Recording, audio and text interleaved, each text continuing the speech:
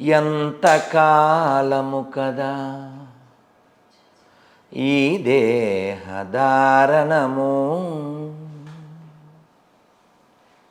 చింతా పరంపరల చిక్కుబడవలసే.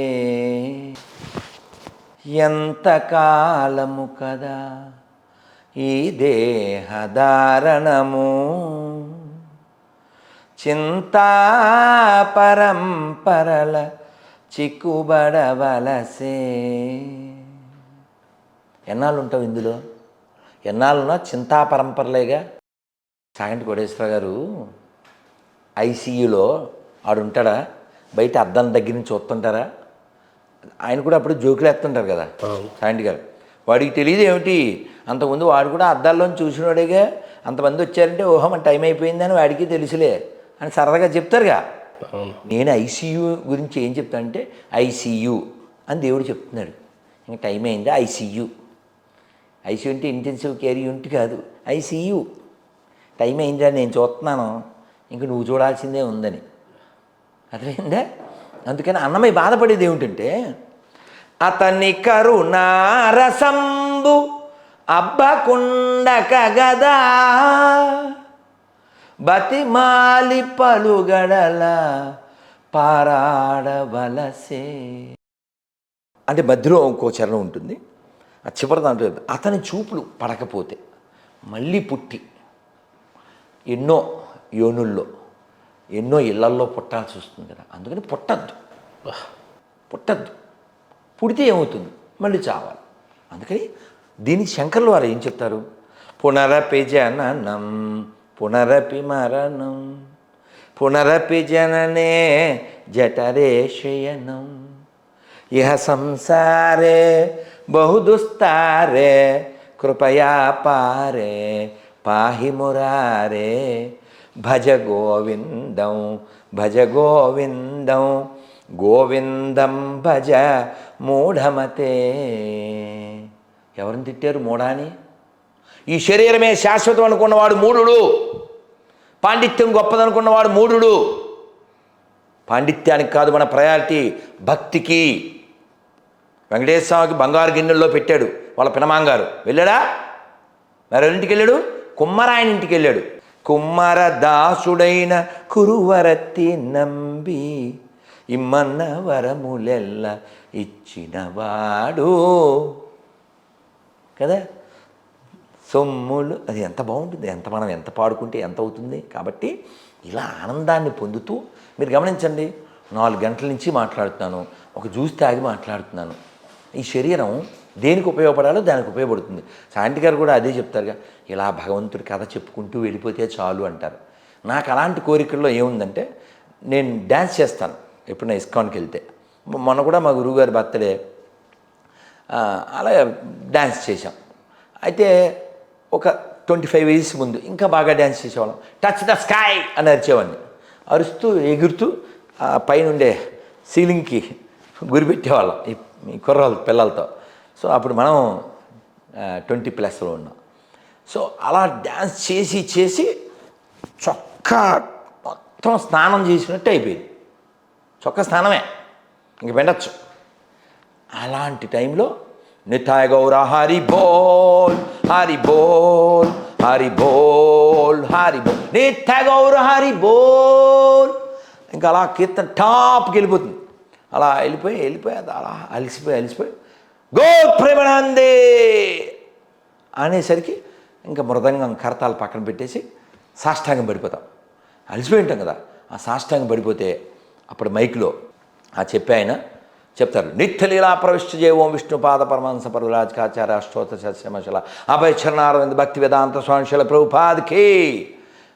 ఇలా శ్రీ శ్రీ రాధ గోవింద భగవాన్కి, శ్రీ శ్రీ పద్మావతి బాలాజీ భగవాన్కి, శ్రీ శ్రీ రాధ గోవింద అష్టసగోవింద గిరిరాజ భగవాన్ శుభ సంధ్యాహారతికి, అఖండ హరినామ సంకీర్తన మహాయజ్ఞకి, బృహత్మదంగాకి, శిల ప్రభుపాద్ ట్రాన్సెంటల్ బుక్ డిస్ట్రిబ్యూషన్కి, హరినామ సంకీర్తనకి, ఇవన్నీ చెప్పేసరికి జై జై జై అలసిపోయింటాం కదా, జై జై జై అంటుంటాం. అలా చల్లగా అయిపోతాం. నాకు అప్పుడు కోరిక ఏమిటంటే అలా పడి ఇంక లేవకూడదు. ఎందుకని అప్పుడు మనసంతా శరీరం అంతా అలసిపోయి భగవంతుడిలో లీనమైపోయి ఉంటుంది. కాబట్టి మరణం అందరికి వస్తుంది, అది పెద్ద విషయం కాదు. దీనికి మీరు అడిగిన దానికి ఎంత ఆన్సర్ ఇవ్వగలనంటే 10 hours ఇవ్వగలను ఒక్క క్వశ్చన్కి. కామం అనే దాని మీద 1 day మాట్లాడచ్చు. ఎందుకని రామానుజాచార్యులు వారు బోల్డ్ చెప్పారు, శంకరాచార్యులు వారు చెప్పారు, మధ్వాచార్యులు వారు చెప్పారు, కృష్ణుడు భౌతికత భాగవతంలో చెప్పారు. ఈ ఇంద్రియాలని మనం ఎక్కడ పెట్టాలో అక్కడ పెట్టాలి. లేకపోతే ఇంతమంది ఆచార్యులు తయారవుతారా? వీళ్ళు తయారు చేసింది ఈ గ్రంథాలే కదా. ఇప్పుడు ప్రపంచంలో సెక్స్ స్కాండల్లో టాప్ మోస్ట్ ఏ మతాలో మనకి తెలుసుగా. ఆడదాన్ని బొమ్మలా చూసి నాశనం చేసే మతాలేవో మనకు తెలుసుగా. అందుకని వాటిని ఒప్పుకోను నేను. వాటిని ఎందుకు ఒప్పుకోనంటే అక్కడ రియాలిటీ లేదు, మొరాలిటీ లేదు, హ్యుమానిటీ లేదు. వాళ్ళు స్పిరిచువాలిటీ గురించి మాట్లాడితే ఎలాగా? అందుకోసం వ్యతిరేకిస్తాం. అందుకని భగవద్గీతలో చెప్తారు, మీరు అడిగిన ప్రశ్నకు ఆన్సరు 2వ అధ్యాయంలో వస్తుంది. ఏంటంటే సముద్రంలో అలలు వస్తాయా? అలా మనసులో కోరికలు ఉద్భవించినప్పటికీ వాటిని యదా నదీనాం బహువంబవేగ అంటాడు కృష్ణుడు. ఎన్నో నదులు కలుస్తాయా సముద్రంలో? కానీ సముద్రం బయటకు వచ్చిందా? ఎన్నో నదులు సముద్రంలో ప్రవేశించినప్పటికీ సముద్రం తన చెలియలికెట్ట దాటి బయటికి రాని రీతిగా మనస్సులో ఎన్ని కోరికలు ప్రవేశించినా వాటిని తీర్చుకొన యత్నించని వాడు విజ్ఞుడు, తీర్చుకొన ప్రయత్నించిన వాడు మూర్ఖుడు. అదవుతుందా? కోరిక వచ్చేస్తే తీర్చేసుకోకూడదు. ఇంత వర్షం పడుతుంది కుంభవృష్టి, చివరికి వెళ్ళి సముద్రంలో కలిస్తే అన్ని నదులు దాని సైజు దాటి ఏంటి ఆ సృష్టి అసలు? అది సృష్టి. అందుకని మీరు ఒకసారి యోగి వేమన సినిమా చూడండి. శేఖర్ అంటే ఆయన ఏమంటాడు? అసలు పిచ్చెక్కిపోతుంది ఆ వైరాగ్యానికి. ఆకాశమునంటూ ఈ పర్వత శిఖరములను ఎవ్వరు సృజించెనో, ఈ మహాంబుది ఈ అనంత జలరాశి ఎవ్వని సృష్టియో. ఎవరు సృష్టించారు ఇదంతా? ఇదంతా ఎవడు? వాడెవడు? ఇలా అడగాలి. అది ప్రశ్న. అందుకని ఆల్రెడీ మేము వంట చేసాము, తినేయాలి. లేకపోతే ప్రపంచాన్ని పెంట చేసేస్తాం, నాశనం చేసేస్తాం, దేశాలను పుట్టించేస్తాం, పాత బస్తీలు పుట్టించేస్తాం, ఆడపిల్లలు నాశనం చేసేస్తాం, ఆవులు గోల్చేస్తాం, గుళ్ళు కొట్టేస్తాం. ఎందుకంటే ఈ మతాలు పిశాచ మతాలు, సెమిటిక్ మతాలు, అబ్రహమిక్ మతాలు ప్రపంచ నాశనాన్ని తప్ప. అందుకోసం ప్రపంచం బాగుండాలంటే సనాతన ధర్మం బాగుండాలి. సనాతన ధర్మం బాగుండాలంటే భారతదేశం బాగుండాలి. భారతదేశం బాగుండాలంటే హిందువులు బాగుండాలి. హిందువులు బాగుండాలంటే హిందువుగా ఉండాలి. హిందువు దగ్గర కొనాలి, హిందువులనే కనాలి, హిందువుల దగ్గరే కొనాలి. అప్పుడే దేశం బాగుంటుంది. సర్వే జన, అది మనం ఒక్కలమే చెప్తాం. కాబట్టి సర్వ ప్రపంచం బాగుండాలంటే భారతదేశం బాగుండాలి. స్వామి వివేకానంద చెప్పారు, భారతదేశంలో హిందుత్వమే నశిస్తే ప్రపంచంలో మానవత్వం నశిస్తుంది. గుర్తుపెట్టుకోండి. కాబట్టి మూర్ఖంగా అన్ని మతాలు ఒకటే అని మెలికలు తిరిగే నపుంసకులారా, మీకే చెప్తున్నాను, అన్ని మతాలు సమానమని నిరూపించండి, 10 లక్షలు ఇస్తా. లేకపోతే చక్కగా 2 చేతులు ఉన్నాయి, మూసుకుని అబద్ధాలు ఆడడం మానేయండి. స్వామి, చివరిగా ఒక తల్లి మిమ్మల్ని అడుగుమన్న ప్రశ్న. కొడుకు చనిపోయాడు, 1 నెల తర్వాత కూతురు చనిపోయింది, ఇంకో 2 నెలల తర్వాత భర్త కూడా చనిపోయాడంట. ఆ తర్వాత తను ఒంటరిగా ఉండిపోయింది. కొడుకును మర్చిపోలేక ఏడ్చి 3 నెలలు గడుస్తుంటే, కూతురు చనిపోయిన తర్వాత ఇంకో 3 నెలలు గడిస్తే, మొగుడే చనిపోయిన తర్వాత ఆమెను మొత్తం ముండలా తయారు చేశారు. ఒక మూలన పడి ఏడుస్తూ ఉంది. మానవత్వంతో ఒక తల్లి కొడుకును కోల్పోయినప్పుడు ఏడుపు ఎంత ఘోరంగా ఉంటుందో, కూతురుని కోల్పోయినప్పుడు, భర్తని కోల్పోయినప్పుడు, ఇక సృష్టిలో మనకు తెలుసు మనం అంటూ ఎప్పుడైనా వెళ్ళిపోవటమే. కానీ గుండెల బాధ ఎలా ఏడ్చుకుంటూ ఉంటాం అంటే నిజం తెలుసు మనకి, ఏదో ఒక రోజు పోవాలని తెలిసి ఉన్నా కూడా ఆ మమకారం ఏంటి, ఆ ఏడుపు ఏంటి, ఆ శోధన ఏంటి, ఆ బాధన, ఆ వేదన ఎలా అసలు మనిషి దీన్ని తట్టు? ఇది భాగవతం చెప్పింది, నథింగ్ న్యూ. భాగవతం చెప్పింది. ఎట్లా ఆ తల్లికి ధైర్యం ఎలా చెప్పగలం? అది చెప్తా. సముద్రంలో 2 గడ్డి పరకలు విడివిడిగా ఉన్నాయి. ఒక అల వచ్చింది, ఓ గడ్డి పరక్కి ఇంకో గడ్డి పరక కలిసింది. ఇంకో అల వచ్చినప్పుడు మళ్ళీ విడిపోయింది. అదే సంసారం, అదే సంసారం. మా నాన్నగారు చెప్పేవారు, నేను నాన్న అవునుకోను 40 లీటర్లు పాలు ఇచ్చింది, ఏవో తెలిసి తెలియని వయసు కదా అంటే ఆయన చెప్పారు, ఒరే ఇవన్నీ నేను చేసేసాను రా, ఇప్పుడు నువ్వు ఆ పేడ ఎత్తే ప్రోగ్రాంలు ఏం చేయకు, చదువుకో అని ఆయన ఒక మాట చెప్పారు. ఏంటిది? ఏమిటంటే రుణానుబంధ రూపేణ పశుపత్ని సుతాలయ.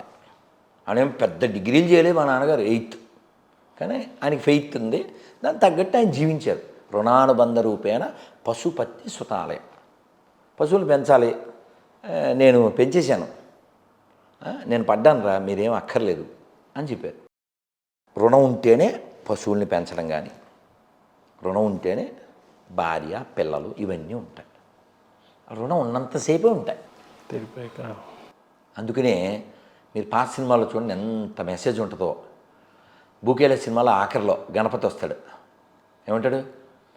ఈ మేని 3 నాళ్ళ ముచ్చటేరా, మిత్తి వెన్నంటి ఉంటే ఎరుగవేరా, ఎంతలోనే మానవ అంత మారు పేలరా, ఐశ్వర్య దాస్యంబు మానుకోరా. హై హై మిత్తి వెనక్కేరా అంటే వడ్డీ. మృత్యువు, మిత్తి అంటే మృత్యువు వెనకాలే ఉంది. నిత్యం సన్నిహితో మృత్యు కర్తవ్యం ధర్మసంగ. ఏడు రేపు లేస్తావా నువ్వు, గ్యారెంటీ ఉందా? ఏదో స్కెచ్ చేస్తుంటావు. నేను కూడా పడుకుంటానా ఇప్పుడు ఇంటికి పడుకుని ఏం లెక్కలేస్తాను? రేపు లేచాక స్నానం చేశాక రైట్, పూజ హోమం పూలు తెమ్మని చెప్పాలి, రైట్. ఆ తర్వాత నైవేద్యాన్ని పండ్లు లేవు తెమ్మని చెప్పాలి. ఇలా ఆలోచిస్తూ పడుకుంటాను, రేపు ఏం చేయాలని ఆలోచిస్తూ. అంటే ఎవరి గురించి ఈ పనులు అవన్నీ, ఈ పండ్లు పూలు హోమం దేనికి సంబంధించింది? అయినా సరే మనం ఉంటామనే గ్యారెంటీ ఉండదు. ఉంటే ఆ పని చేస్తావు, లేకపోతే ఆలోచనతో పోతావు, మంచిదేగా. ఇంక సొంతం ఏమి లేదు కదా నాన్న. కానీ అంత ఆవేదనని ఒక మనిషి ఎలా ఇప్పుడు ఆ జీర్ణించుకోగలడు? తల్లికి ఆవేదన దేనికి? బంధం వలన కదా నాన్న. బంధం ఎవరితో ఉండాలి? మనకి ఎప్పుడు ఉండే వాళ్ళతో ఉండాలి. మనం ఇదంతా ఉంటుంది అనుకుంటాం. అందుకని ఒక్క మొక్కలో ఉపనిషత్తు చెప్పింది, ఏం చెప్పింది? యదృశ్యం తన్నశ్యం. ఏంటి? కనబడుతుంది కనబడదు, కనబడుతుంది కానీ కనబడదు. మనం చెప్పాను కదా, రైల్లో తల్లి బోరుని ఏడుస్తుంది. మా అమ్మ కూడా అలాగే ఏడిచింది, కానీ మా అమ్మ లేదు, ఇప్పుడు వెళ్ళిపోయింది, కాలం తీసుకుపోయింది.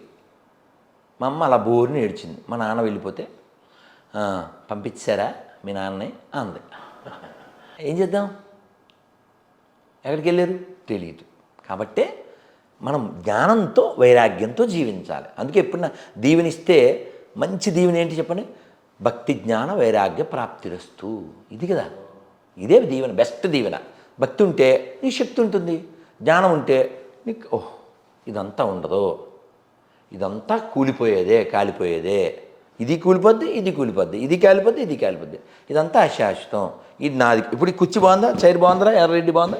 వెళ్తేప్పుడు ఆటో పిలుద్దామా, వేసిపోతామా? అసలు ఆలోచన రాదుగా, ఎందుకని మాది కాదుగా. కరెక్ట్, బాగా చెప్పారు. ఇది మంచి కుర్చీ అయితే ఇప్పుడు వెళ్ళేటప్పుడు ఆటో అనం కదా, ఎందుకన్నా మాది కాదు. ఇది మాది కానప్పుడు ఇది మాది ఎలా అవుద్ది? అది కూడా మంది కాదు. నీ ఎదవ పెత్తనాలు, నీ ఆరాటాలు, పోరాటాలు కదా. Temporary life, temporary life. ఇంత టెంపరీ ఎందుకండి బాబు? ముష్టి పుస్తకం కోసం, ఏదో 2 అక్షరాల కోసం, దానికి వ్యతిరేకిస్తాం. Temporary life. దేవుడు లేడు నీ నీ నీ వాదన. So what's problem? ఆ దేవుడు ఉన్నాడు, ప్రాబ్లం ఏం లేదు. దేవుడు లేడన్న ప్రాబ్లం లేదు, దేవుడు ఉన్నాడన్న ప్రాబ్లం. ప్రాబ్లం ఏంటి? నేనే దేవుడినే, ప్రాబ్లం. నేను నమ్మినోడు దేవుడు, ప్రాబ్లం. దాన్ని మనం వ్యతిరేకించాలి. ప్రపంచానికి ప్రమాదం కిందన కొన్ని లక్షల మందిని నీ ముష్టి పుస్తకం కోసం చంపేస్తావా? అందుకు వ్యతిరేకించాలి. సెక్యులరిజం దేశానికి ప్రమాదం, ఎడారి మతాలు ప్రపంచానికి ప్రమాదం. అందుకని ఈ ప్రపంచాన్ని రక్షించుకుందాం. ఉన్నన్నాళ్ళు ఈ మనస్సుకి మీరు ఇందాక అడిగారు, ఇది 100 చెప్పుద్ది, ఇది 1,00,000 చెప్పుద్ది. అందుకని దాన్ని నోరు మూయి జపం చేసుకోవాలి. నువ్వు నోరు మూయి హోమం చేసుకోవాలి. బాడీ లోపల ఆత్మ అనేది ఉంటుంది అనేది నిజమా స్వామి? అది ఉంటేనే ఇన్ని మాటలు. రైట్. ఇంతమంది చనిపోతున్నాం కదా, భూమి ఎప్పుడో పుట్టినప్పటి నుంచి మనుషులం ఉన్నాం కదా, వీళ్ళందరినీ పరిస్తే ఈ భూమి కూడా సరిపోదేమో, ఇన్ని ఆత్మలు ఉన్నాయి. అలా ఉండదు. ఎవరు కాపాడుతున్నారు? నీకు అర్థం కాదు. నువ్వు అక్కడ కూర్చున్నావా? నువ్వు అక్కడ లేచి వెళ్ళిన తర్వాత ఖాళీ కదా, అది ఖాళీ. ఇంకో చోట కూర్చున్నావు. ఇంకా అర్థమయ్యేలా చెప్తాను. ఇప్పుడు ఈ భూమి మీద కొన్ని కోట్ల గ్యాలన్ల, మిలియన్ ట్రిలియన్స్ గ్యాలన్ల నీళ్లు ఉన్నాయి. నువ్వు ఇక్కడ బాత్రూంలో ఒక 5 బకెట్లు నీళ్ళు వాడు. ఇక్కడి నుంచి నువ్వు విశాఖపట్నం వెళ్ళావు, అక్కడ 5 బకెట్ల నీళ్ళు వాడు. భూమి మీదేగా ఈ 5 బకెట్ల నీళ్ళు ఎక్కడ వాడని అక్కడ వాడేవు అంతే. అలాగా ఈ సెట్ ఆఫ్ పీపుల్ ఈ రూపంలో ఇక్కడ ఉన్నావు, ఇక్కడ లేకపోతే ఇంకో రూపంలో ఉంటావు. అంటే నువ్వు ఇది భగవద్గీత చెప్పింది. భగవద్గీతలో 4వ అధ్యాయంలో స్వామి చెప్తాడు, నువ్వు నేను ఎప్పుడూ ఉన్నాం. అంటే పోయిన వాళ్ళు మళ్ళీ తిరిగి వస్తాం, మళ్ళీ ఇదేనా? అదే చెప్తుంది భగవద్గీత చదవాలి. అందుకే భగవద్గీత, నాన్న అర్జున నువ్వు నేను ఎప్పుడూ ఉన్నాం, కానీ నీకు నీది గుర్తుండదు, నాకు నువ్వు తెలుసు, నేను తెలుసు.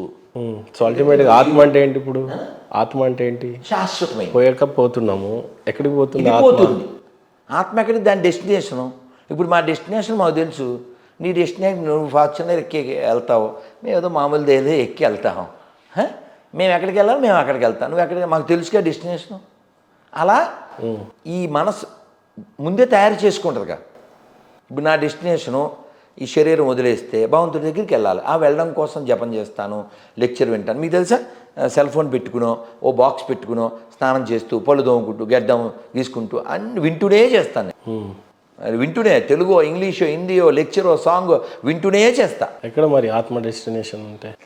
నీవు నీ మనస్సుతో నువ్వు తయారు చేస్తావుగా. ఇప్పుడు నేను పోయిన తర్వాత స్వర్గం నరకం అని ఉంటుంది, ఆత్మకి వాటికి సంబంధం. ఇప్పుడు మాకు ఫ్రూట్స్ తెప్పించావా? నువ్వు అది కాకుండా ఏదో బిర్యానీ తెప్పిస్తే పగిలిపోయేదిగా. అంటే నువ్వు నా గురించి ఆలోచించి స్వామీజీకి మనం ఏం చేయగలం, ఫ్రూట్స్ ఒకటి తింటాడు ఈయన అని బుర్ర వాడేవు కదా. అలా నీ వైపు నువ్వు కూడా వాడతావుగా.